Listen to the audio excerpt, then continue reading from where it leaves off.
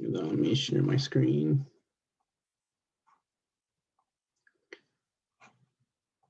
Okay, can you guys see my screen? Sure can. Okay, all right, welcome guys to this week's recovery sub-team meeting. So here's an overview of today's meeting. We're gonna go over some stuff from last week that we didn't get to finish. Then we're gonna talk about Zenith. I'm gonna show you guys the format for our proposed assigns whenever we have the presentations next week. Then we're gonna look at the phase one constraints just because I think they're the ones that apply the most right now. And then after that, I'm going to show you guys my proposed assign for our recovery system.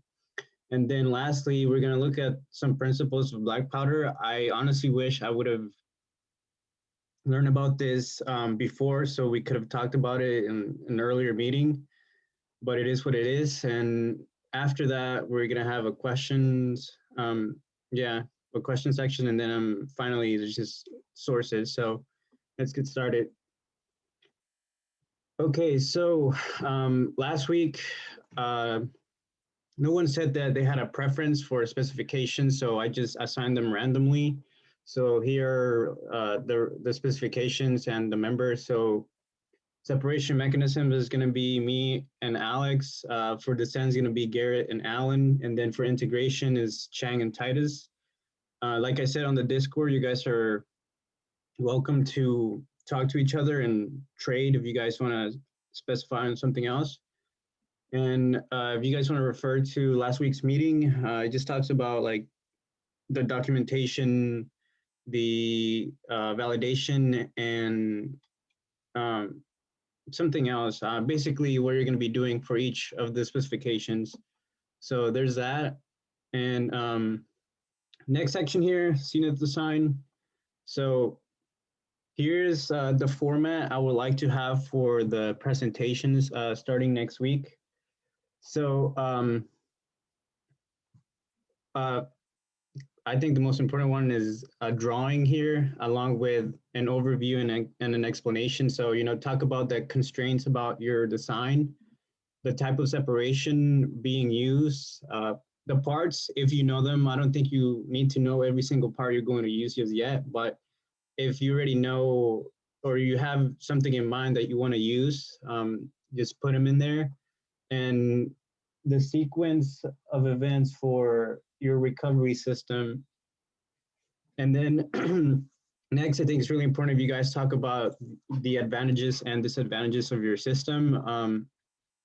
So things like the complexity of your system, the assembly of your system, is it going to be like really hard to make, and also the cost. Then a section or an opportunity for the rest of the team to have questions about your system, and then resources that you use for your system. I think those are really important. So please put them in there. I don't think you guys have to follow this format specifically. You can add different things to this, but I think just as like a guideline, this is a good one. And here are just like the phase one constraints. So we talked about these the first meeting we had, so I'm not gonna really go over them, but just keep them in mind for your system. All right, and then next here is my design. Hold on, guys. I'm gonna kick my dogs out of the room. Come on. Can we see the dogs? Are you guys want to see my dogs? Well, our dogs, I guess. I don't know if you guys can see them right there. All right. Anyways, I gotta get them out of here. Out.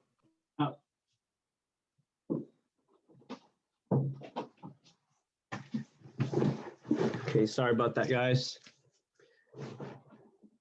Okay, so here's my design that I didn't come up with it really. I kind of found a I found what I'm basing this on a couple of days ago, and I'm basically just using that.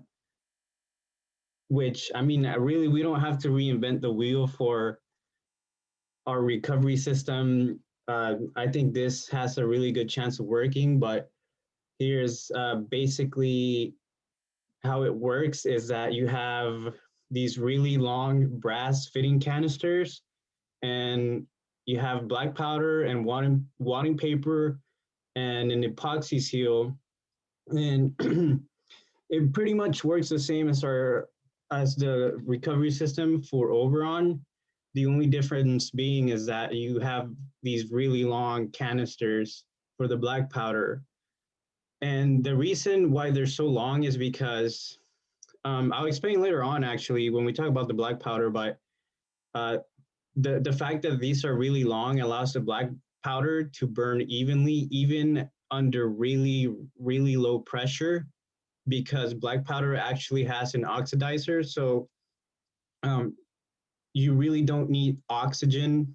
In theory, you shouldn't need any like oxygen from the atmosphere to light the gunpowder because of that. So here's the design, pretty simple. For the E-match, you can either like drill a hole on the side of the canister and put the E-match on there, or you can put it at the bottom. It really depends on what you want to go for.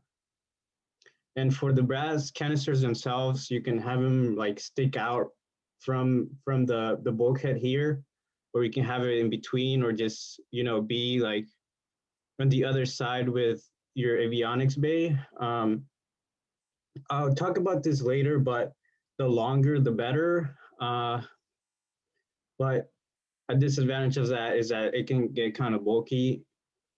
And also, I didn't include it here in the figures, but one of the sources talks about using one canister. Um, yeah, so you use one canister instead of two, and then you could have like a CO2 ejection system. So say we wanted to play it really safe, you could go for a CO2, purchase CO2 ejection system, and then have one of these just to make sure. So it's Quick question. yes, For you said it's like gonna be like a long cylinder. Is yes. it gonna be the same volume as the like PVC caps? It's just skinnier and longer. Well, that's something that I think we will have to test out. From what I've read, it could be like half an inch, like the PVC, the ones we have right now, or you can make it a little bit wider. But I read that the ratio between how tall it is and the diameter of the canister should be around 3, and the higher the better. So um, it really, I guess we will have to test it out to know for sure. Okay, because I just assumed that the reason you guys were using the PVC one was because the size of the cup was what you needed to hold the black powder. Well, yeah, I think for Oberon, we weren't really concerned about whether the black powder was going to burn or not. But for Zenith, since we're going into like a really low pressure environment, it's more critical that we make sure that the black powder burns, which is why we need a longer canister. Okay, and just I guess to feed my curiosity, what about making it longer makes it burn, I guess, more evenly or better? I'll get into that towards the end. Okay, thank you. Mhm. Okay, so for the constraints of this design, it should be capable of meeting all the constraints.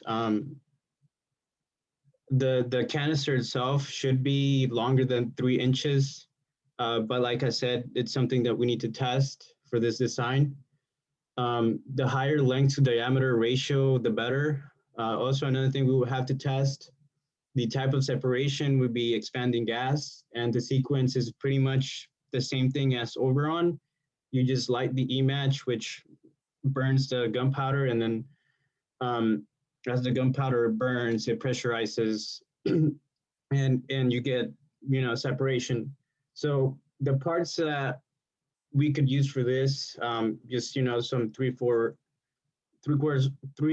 of an inch brass nipple fittings. And the length here, this one I just like found in a Home Depot, but we will have to test it out. It's just a lot of testing will have to be done to make sure that it works the way we want it to.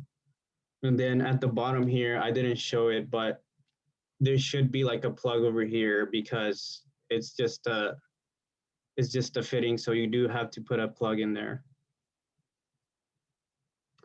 Advantages of this design is that in theory, it should be independent of the altitude.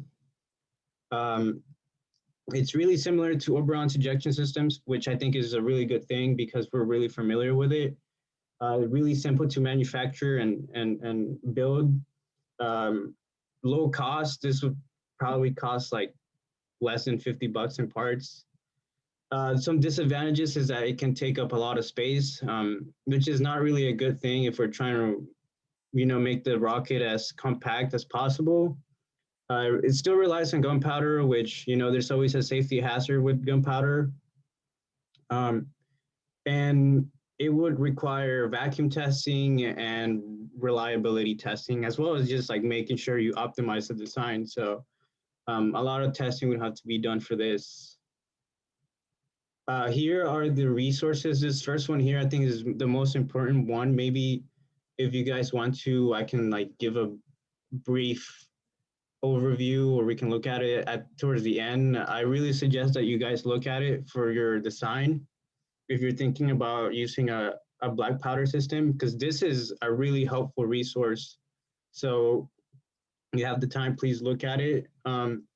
Here's where I found the person. It's from a forum, so you always have to test it out. But he basically says that the bigger the ratio between the length of your canister to the diameter, the better your black powder burns. And here are like the links for the parts. Now we're gonna get into the principles of black powder. This is something that I found as I was trying to come up, or actually after I found the resource for my design, like the really important one. So here's how black powder works. It consists of three things: a fuel source, which is typically charcoal; an oxidizer, which is this chemical here. I don't know how to say it, so I'm not gonna attempt to. And then you have a stabilizer, which is commonly sulfur. So charcoal really burns slowly, but thanks to the oxidizer, it actually burns really fast. So that's the reason why you don't actually need to have like a pressurized vessel for a separation system that relies on black powder, as long as you can control the actual black powder. So actually, no, let me backtrack. So if we look at this like chemical equation here, we see that as the black powder burns, you get a lot of gases, right? So typically if you burn the gunpowder, those gases displace the actual unburned black powder, which is how you get an uneven burn, is because these gases are like moving the unburned black powder, and you don't get enough heat transfer to light all of the black powder. So yeah, so this is pretty much what I said here, that since black powder has an oxidizer, you can, in theory, use it in really low pressure environments. So here are the constraints of black powder. One of them is that there must be enough heat transfer within the black powder itself for oxidation to occur. So one of the ways you can make sure that there is enough heat transfer is by keeping the volume of the black powder constant to prevent the heat transfer from leaving the black powder. So I think this is what you were trying to ask, Gustavo, which is the reason for the canisters is that we want to make sure that whatever heat that the gunpowder is generating as it burns doesn't leave to the rest of the low pressure environment for zenith. Because if you have a really low pressure environment, right, like whatever gas you burn is just going to escape to try to pressurize or to make up for the difference in pressure. So That's why we have a really long canister. So yeah, so as pressure decreases, it becomes harder to maintain good heat transfer within the black powder. Um, yeah, and then this is what I said too. So you want to give time for your black powder to burn completely without moving, just to make sure you have enough heat transfer. Um, and yeah, safest way to provide black powder time to burn is by keeping it, or like by constraining it. And this essentially means back pressure, just giving it time for it to burn, which is why it's better to have like wadding paper or some type of seal to make sure that your black powder burns evenly. So any questions?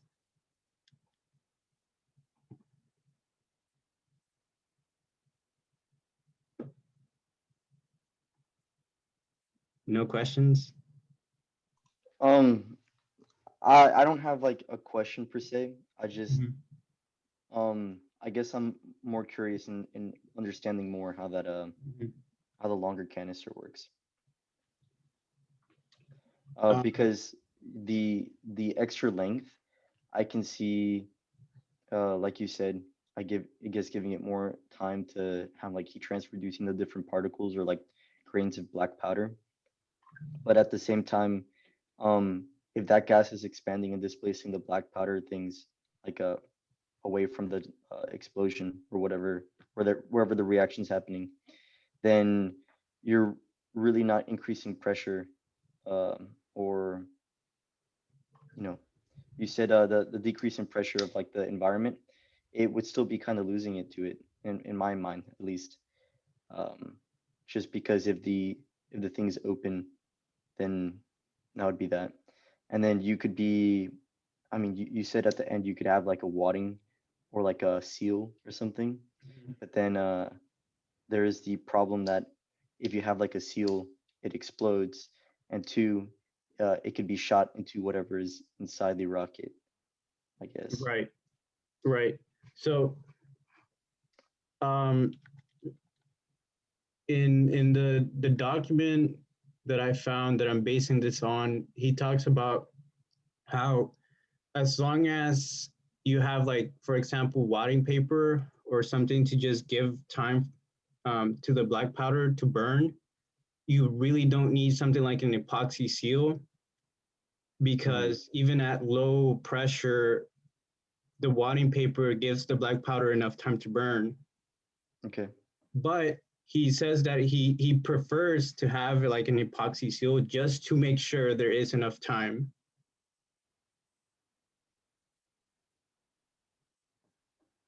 And he also talks about um,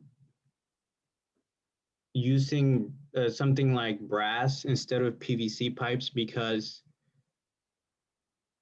I think there is a bigger risk of, making like a pipe bomb with something like this, but Yeah. the brass should be able to sustain like a low amount of gunpowder, like 2 grams, which honestly, we're probably gonna use less than 2 grams for this, because with this design, the guy talks about 100% of the black powder being burned.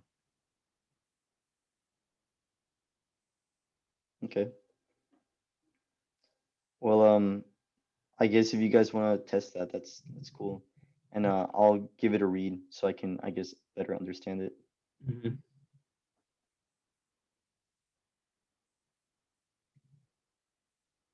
Does anyone else have any questions?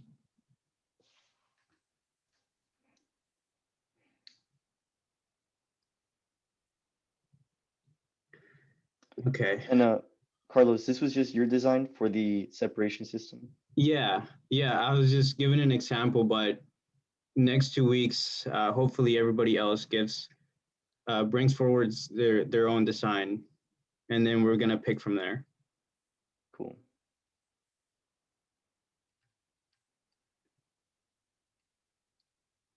All right. Uh, if there's no questions, then um, yeah, guys, please look at the resources. Make sure that any questions that you guys have about my design or really anything, just look at the resources and make sure you understand, because I do plan on having like a really critical discussion about all of our designs. Anyways, here are the resources for this week's presentation. If you guys don't have anything else, I guess I'll just end the meeting here.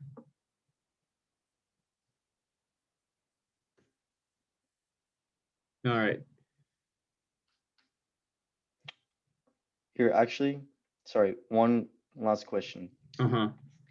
You said like the pipe would be like, oh, I mean, I guess I could look at it with the Home Depot thing, the Home Mhm. Depot link. But is there any concern with the brass pipe or whatever being excessive or like additional weight? Well, I'm not actually sure how much it would weigh, but I don't think it would be significantly heavier than something like PVC, Okay, because it will still be like a relatively small part. perfect. Hey, Carlos, could Yes. you go back to the first image you had of the actual system? Yeah, that one. Mhm. So how would we ensure the black powder doesn't like fall into that hole that the e-match is coming out of? Um, I guess you could try and put something like hot glue or even epoxy, uh, or tape, or a combination of those. Okay, I just had that thought, so that's something we think about if we choose this design. And also just because going off of uh one of our test flights where where one of the PVC caps didn't get packed correctly. So I guess we'd have to figure out if we need to develop a different packing method. Mhm. Yeah, that's something that we would have to look into. Yeah, because that one time we had black powder on the actual tape and stuff. So Yeah, yeah. yeah. I mean, I'm guessing I know, or at least for that, like whenever that happened, it's because we didn't pack the wadding paper correctly. Like once we saw that, we were like way more careful about how we packed our wadding paper. So I think as long as we kept that in mind, we wouldn't run into that same issue. Yeah, that's true. And I guess since it would be slimmer than the PVC pipe, would probably be easier to pack it just because it is smaller area. Mm-hmm. Yeah. Yeah. Okay. That was it for me. All right. Thanks, Garrett. No problem. Um, anyone else? I really I want to hear some questions, man. Like I want you guys to put me on the spot here. Alex, Irvin, Titus, Chang. So would this still be just for the like single bay dual deployment system? Oh, okay, yes. Yeah, I completely forgot about that. Yeah, so this would be single bay dual deployment. I don't think I talk about this, but it would. I didn't really focus on this a lot because I I think our main focus for now is just how we're actually going to separate the rocket. But this is what I was like, what I thought about here is just, once you separate the rocket with the drogue here, you have the drogue, and then, that would slow down the rocket. And then when it's time to deploy the main chute, you would just trigger this tender descender here, and that will open up the main parachute here.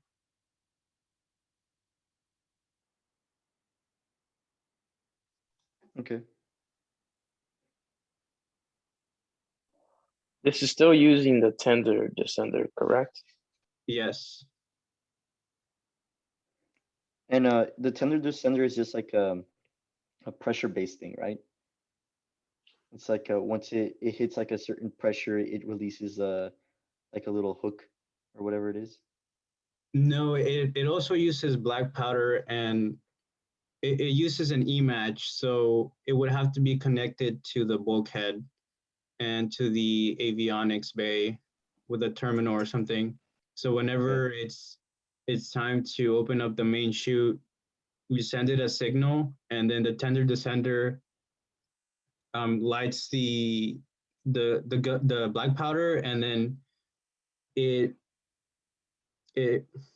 actually. Okay, I have a question on that. Like having a tender descender attached to the the avionics bay. Would there be any concern if like the the cable started spinning, or like the drogue has been released, let's say, and it starts spinning, and I know there's like swivel links and everything, Mhm. but what if it's spinning with respect to like the lower airframe, and it just spins to the point where that cable gets taut and like pulled out? I think there's definitely a concern about that. I think that's the biggest drawback about tender descender is that there is a chance of the E-match spinning and like losing connection. Hmm. I mean, I have a question. yeah. Have you talked to avionics to see how if they can do a bunch of the electronics for this? No, I haven't. You should. I'll put you on the spot. Call them You gotta out. talk to them, bro. Will do. Because when they're designing their system, they gotta count you in mind, and you don't want them to work on something you're not. Well, either way, um, we still haven't decided on what we're doing for recovery.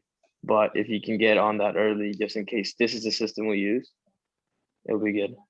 I think avionics at the moment still thinks you're doing a tool bay deployment. Okay. Well, I wanted to wait because I don't want to. I guess I don't want to spam them with a bunch of designs because we haven't picked one yet. But if you guys think that's a good idea, I'll let them know. Okay. Yeah, I would just uh toss the information out there, let them know what you have in mind, what you're aiming for at the moment, but just give them, I guess, like the grain of salt that it's nothing that it's set in stone yet. Okay, I'll get on that.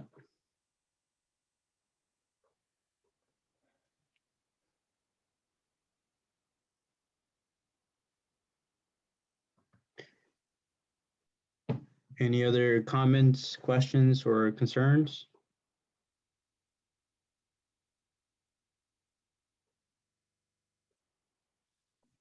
I missed a few minutes of the meeting, but I'll look back, and if I do, I'll send you a message. But thank you, great meeting. Want to see the other designs too. Thank you. Okay, in that case, I'm going to stop sharing my screen now, and I'm going to end the recording. Thank you guys for showing up. If you guys have anything, um, any comments or questions about my design or just about how we're gonna do the meetings next week, just send me a message on Discord, and um, yeah, I'll try to answer you guys to the best of my abilities. So thank you guys for showing up, and I'll see you guys later. Hey Carlos, real Appreciate- quick. Once we choose a design, whoever's it will be, when Mhm. are we gonna do like testing? When are we gonna start testing the designs or the final design? Well, after we pick a design, I would like us to do like a research phase where we figure out exactly like the parts we're going to use, how it's going to fit together. You know, just just think about every component in the system, I guess. And once we know that, then I would like for us to actually start testing. Okay, gotcha. Also, we're making a Gantt chart where we're gonna have a very detailed dates for what we're gonna be testing and when we want things completed. We have planned on having it done by Friday, this Friday. We'll be meeting with Carlos and the rest of the sub-team leads separately to work on the Gantt chart. And things can always change, but we want to have something. And you'll be able to see it too. More on that on Tuesday. So please be Gotcha. there. Gotcha. Yep. Just want to thank you for the meeting, Carlos. It was a good meeting. Great stuff. Thank you, Gustavo. All right, I'll catch you guys later.